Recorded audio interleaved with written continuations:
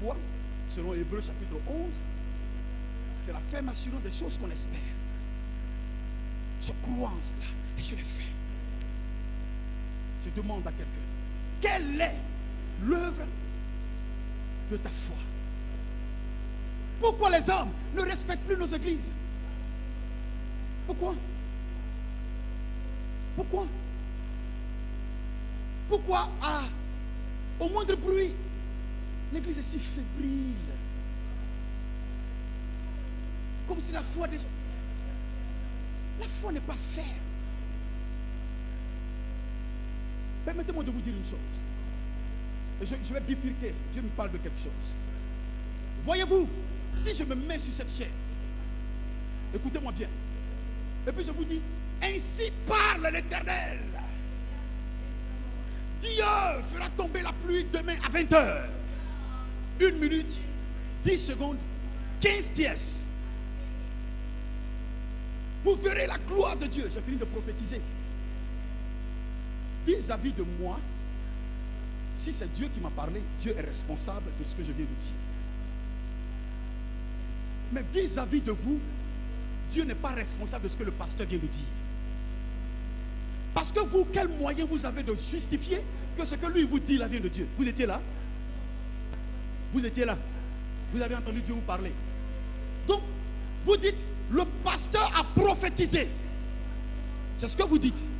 Le seul moyen pour vous de voir que c'est Dieu qui a parlé, c'est pas quand les gens tombent pendant qu'ils parlent. C'est quand la chose s'accomplira. C'est la seule preuve que vous avez. C'est la seule preuve. Donc moi, qu'est-ce que je fais? Je ne me fatigue pas. Quand pendant que vous dites Amen, parce que la Bible dit, ne rejetez pas les prophéties. Donc je dis Amen, oh gloire à Dieu. Dieu va faire, alléluia. Moi, je n'agis comme un homme, je suis content. Mais si ça n'arrive pas, qui va prendre la honte? Maintenant, entre nous, lui il finit de prophétiser. Oh. La chose n'arrive pas. Pourquoi toi, tu accuses Dieu? Tu étais là quand Dieu lui parlait. Entre nous, quand il était dans sa chambre, tu étais là. Permettez-moi de vous donner un petit exemple qui est dans la parole de Dieu, qui a été une parabole. Si tu es béni ce matin, dis Amen avec moi comme ça. Il s'agit du bon samaritain. Frère Franck, c'est une histoire qui me plaît.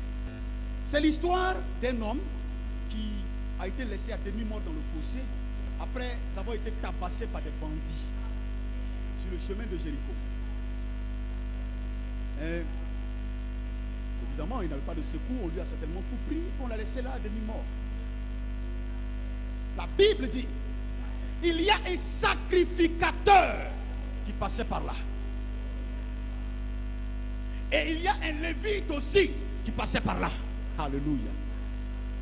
En temps normal, vu leur position, vu leur promiscuité avec le tabernacle, ils devaient normalement s'approcher et sauver l'homme. La Bible dit, le premier l'a vu, il s'est détourné du chemin, le deuxième l'a vu, il a changé de route. Et le troisième est arrivé. Le troisième, c'est un homme qu'on déteste. En réalité, les Samaritains ne sont pas acceptés par les Israéliens. C'est un peuple d'impurs, rejeté par Dieu. Et c'est lui qui arrive et qui voit cet homme. Il voit l'homme, il lui dit, il le prend, la Bible dit, il ne pose même pas de questions. Où est-ce que tu es quitté? Qui est ton père spirituel? Tu pries dans quelle église? Ta maman s'appelle comment? Ton papa s'appelle comment? Es-tu ivoirien? Es-tu burkinabé? Non. Pas de carte d'identité ce jour-là. La Bible dit, il s'abaisse, il met de l'huile sur ses plaies, il nettoie ses plaies, il descend de sa monture. Donc lui, il est obligé de marcher et il met l'homme sur sa monture pour aller le soigner. Voilà la foi avec les œuvres. Et quand il amène, il a tout l'argent qu'il avait, il le soigne et il prend les 2 derniers qui lui restent, il donne, il dit soigne-le. Si ça monte, mets ça sur ma facture. Quand je reviendrai, je te paierai. Écoutez, la Bible ne nous dit pas que ce monsieur a exigé de cette personne une forme de reconnaissance. J'exige de toi que lorsque tu guéris, tu me dises merci. Non. J'exige de toi que tu me sois redevable jusqu'à ta mort. Non. Il l'a fait parce que le Seigneur lui a parlé. En réalité, à un moment donné, ce que le chrétien fait, il le fait par réflexe et par inspiration. Parce que le chrétien est égal à bien, bon, agréable. Donc il pose l'acte en fonction de ce qu'il a appris de Jésus. Donc il n'a plus besoin d'une révélation particulière pour faire ça.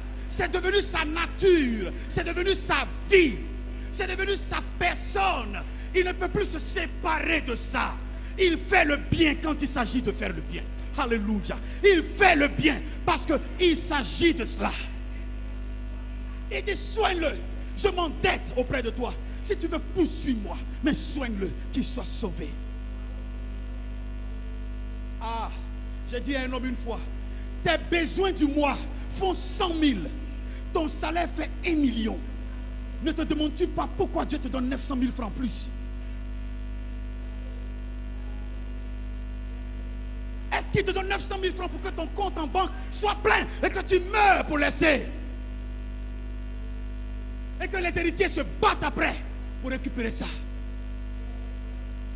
Pourquoi Dieu ne te donnerait pas 100 000 précisément? Parce que c'est de ça que tu en as besoin. Pourquoi il te donne 1 million, 900 000 francs en plus? Qu'est-ce que tu en fais? Il y a ce que Dieu te donne, dont tu as besoin. Mais aussi, il fait de toi une bénédiction pour les autres.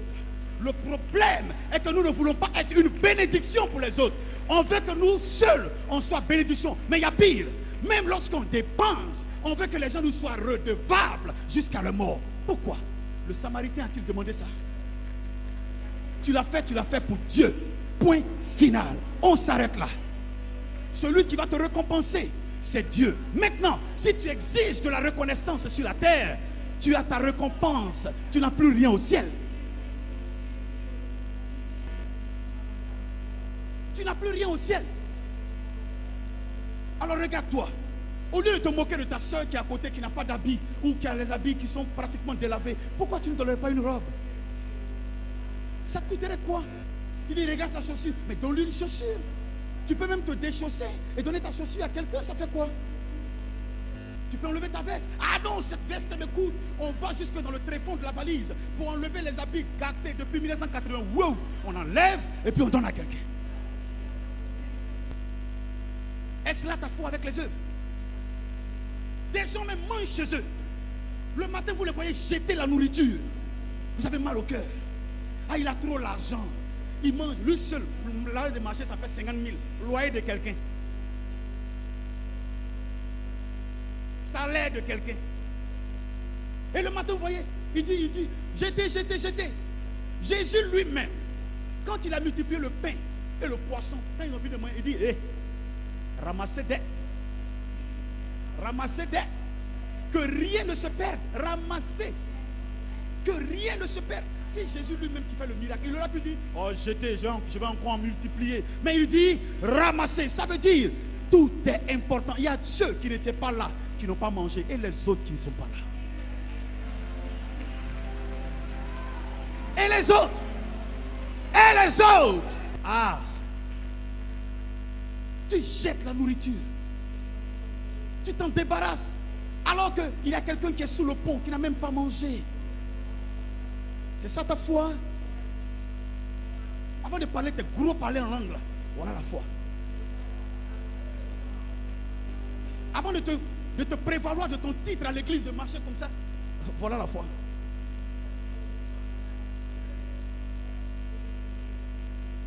La foi en réalité réside dans des choses simples, apparemment viles, mais simples, de petites choses qui ont de grands effets. De petites choses qui ont de grands effets. Quelles sont les œuvres que nous produisons? Il est en parlant avec sa femme, toi tu interviens au lieu de t'arranger pour les réconcilier. Toi ton rôle, l'onction que dans toutes les onctions que Dieu partage là, c'est l'onction de division, toi tu as pris.